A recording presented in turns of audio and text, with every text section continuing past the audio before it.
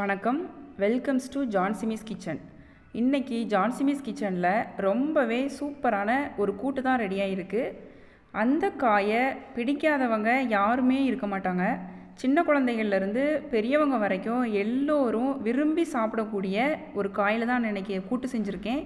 இப்போது நல்ல சீசன் கூட, நிறைய காய்கள் நமக்கு குறைந்த விலையிலே நமக்கு கிடைக்கும். ரொம்ப நல்ல சத்து நிறைந்ததும் கூட.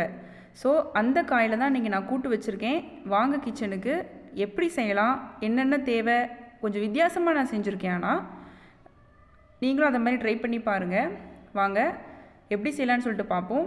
அது பார்க்குறதுக்கு முன்னாடி இது வரைக்கும் என்னோடய சேனலை சப்ஸ்கிரைப் பண்ணாதவங்க மறக்காமல் சப்ஸ்கிரைப் பண்ணிக்கோங்க. பக்கத்தில் இருக்கிற பெல் சிம்லையும் கிளிக் பண்ணிக்கோங்க. பாத்திரத்தில் கொஞ்சமாக நம்ம எண்ணெய் விட்டுக்கலாம். கொஞ்சமாக போதும். எண்ணெய் காஞ்சிருச்சு. இப்போ நம்ம கடுகு போட்டுடலாம். கடுகு பொரிஞ்சதும் இப்போ 1/4 டீஸ்பூன் அளவுக்கு நம்ம சின்ன சீரகம் சேர்த்துக்கலாம்.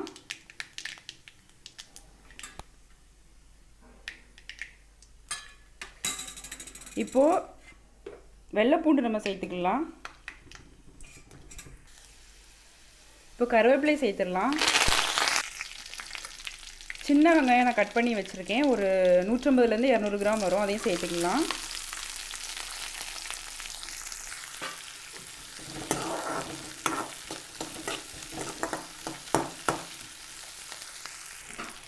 சின்ன வெங்காயம் பாதி வதங்கினதும் ஒரு சின்ன தக்காளி பழத்தை நான் கட் பண்ணி வச்சுருக்கேன். அதை சேர்த்துக்கலாம்.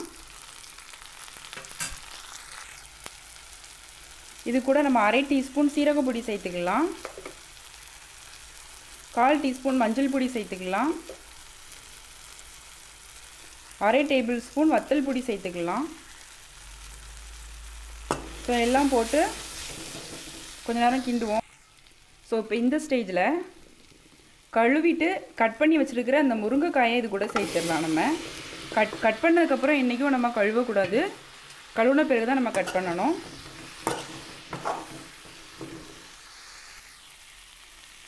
இப்போ காய்க்கு தேவையான அளவுக்கு நம்ம உப்பு சேர்த்துக்கலாம்.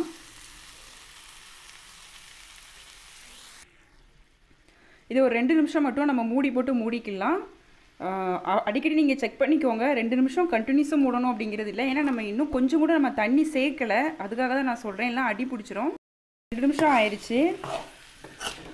இப்போ என்ன பண்ணலாம் அப்படின்னா, நான் தேங்காய் பால் எடுத்து வச்சுருக்கேன். அதை இது கூட சேர்த்து வேக வச்சிடலாம். நம்ம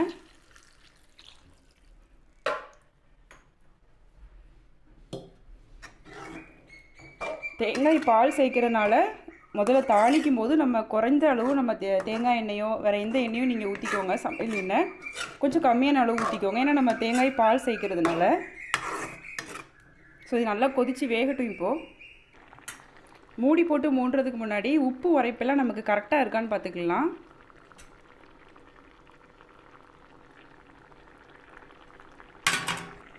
கரெக்டாக இருக்குது. ஸோ நீங்கள் தேவைப்பட்டுச்சு அப்படின்னா போட்டுக்கோங்க. இப்போ மூடி போட்டு மூடி வச்சு ஒரு 10 நிமிஷம் வேக வச்சு எடுத்துக்கலாம்.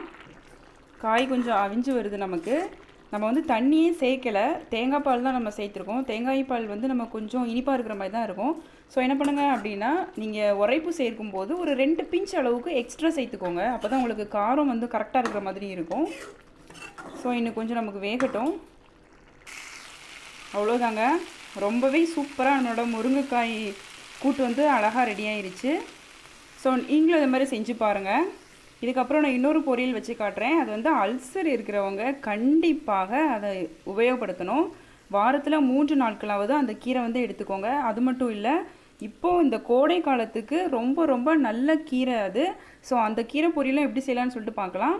இதுக்கு நல்ல காம்பினேஷன் அப்படின்னா, நீங்கள் மோர் குழம்பு, அது ரொம்ப ரொம்ப டேஸ்ட்டாக இருக்கும். நீங்கள் மோர் குழம்புக்கு வச்சு சாப்பிட்டீங்க அப்படின்னா, நான் ஏற்கனவே மோர் குழம்பு வீடியோ நான் போட்டிருக்கேன். அதோட லிங்க் டிஸ்கிரிப்ஷன் பாக்ஸில் போட்டிருக்கேன். ஸோ செக் பண்ணிக்கோங்க.